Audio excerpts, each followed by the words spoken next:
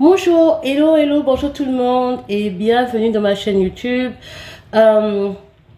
Aujourd'hui, je voulais vous partager un peu, comment dire, un livre à découvrir pour l'été. Voilà, parce que on vient de le publier récemment le 12 juillet là.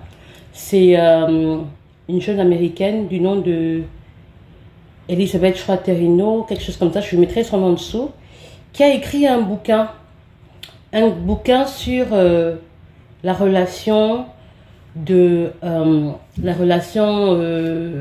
amoureuse et la relation en fait du mariage de John Kennedy, donc JFK Jr. et de Caroline Bessette Kennedy. Alors je trouve ça intéressant parce qu'en fait, il faut dire que c'est une histoire qui est vraiment qui nous a vraiment laissé sans voix, parce qu'ils sont morts de manière vraiment tragique, et non seulement tragique, mais au début vraiment au moment où leur vie commençait en fait à décoller, quoi, vraiment à vraiment décoller, je dirais. Donc alors, l'histoire, c'est... en fait, pourquoi est-ce que les gens s'intéressent autant à l'histoire de John et de Caroline Bessette, mais surtout de John? Parce qu'en fait, John, c'est le fils du président assassiné, JFK, n'est-ce pas? Et en général, on fait référence à la famille Kennedy comme royal. On dit American Royalty. C'est comme ça qu'on les décrit en fait. Pas parce qu'ils sont de la famille royale, il n'y a pas de royauté aux États-Unis, mais le fait qu'ils aient eu un certain impact et que le peuple ait un attachement particulier avec la famille Kennedy dès le départ, avec le fils, avec JFK lui-même. Il faut dire que donc déjà par le fait aussi que les Kennedy, quand ils sont rentrés à la Maison Blanche, donc à la White House, la première fois qu'ils sont rentrés à la Maison Blanche, ils ont complètement changé l'image de la présidence américaine. Ce n'était plus trop strict, genre vraiment un peu brut, genre conservatif et tout ça. C'était un mouvement un peu plus différent. Parce que quand ils sont rentrés à la Maison Blanche, il y a Jackie Kennedy qui a créé un autre décor, qui a vraiment pris en main la position, le rôle de First Lady d'une manière vraiment différente des anciennes First Ladies. Et c'est Jackie Kennedy qui a introduit l'art et la culture dans la Maison Blanche. C'est elle qui a revu la décoration, qui a vraiment rendu la Maison Blanche un endroit vraiment autre qu'un bureau, mais aussi un endroit habitable où les gens pouvaient vraiment vivre, d'accord?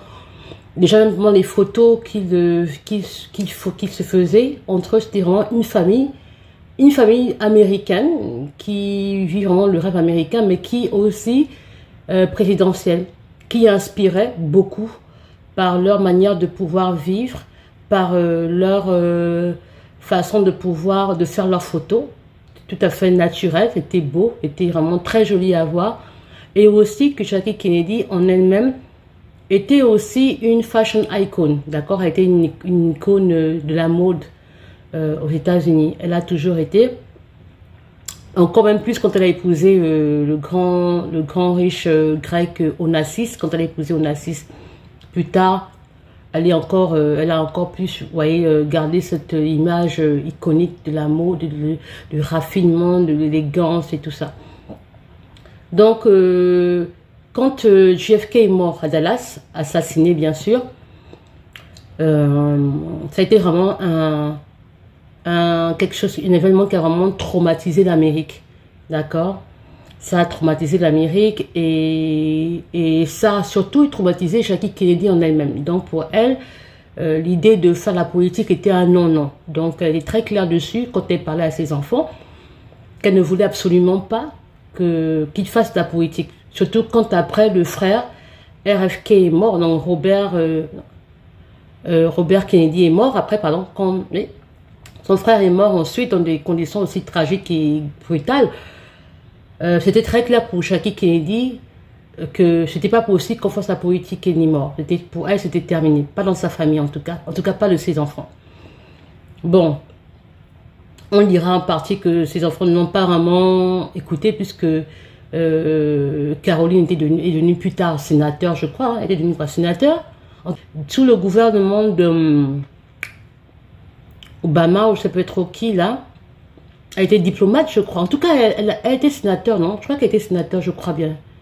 Caroline Kane, je crois qu'elle était sénateur, si je ne me trompe pas. Bref, je vais vérifier plus tard. Vous pouvez aussi vérifier. Mais qu'est-ce qui est fait que les gens s'attachent tant, sont plus attachés à John John? C'est l'image qui a fait le tour du monde.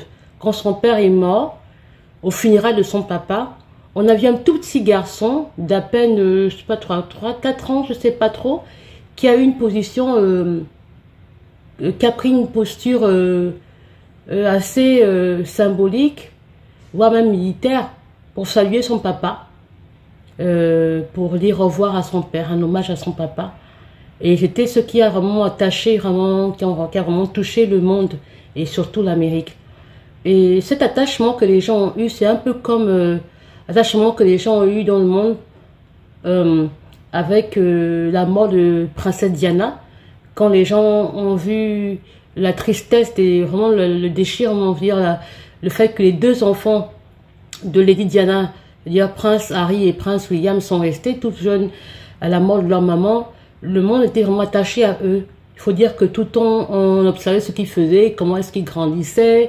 Quand Prince William s'est marié, c'était vraiment la joie pour beaucoup de gens de voir qu'il a épousé une fille bien. En fait, l'attachement que les gens ont eu après la mort de Lady Diana, de ses enfants, était vraiment la même chose par rapport à John John.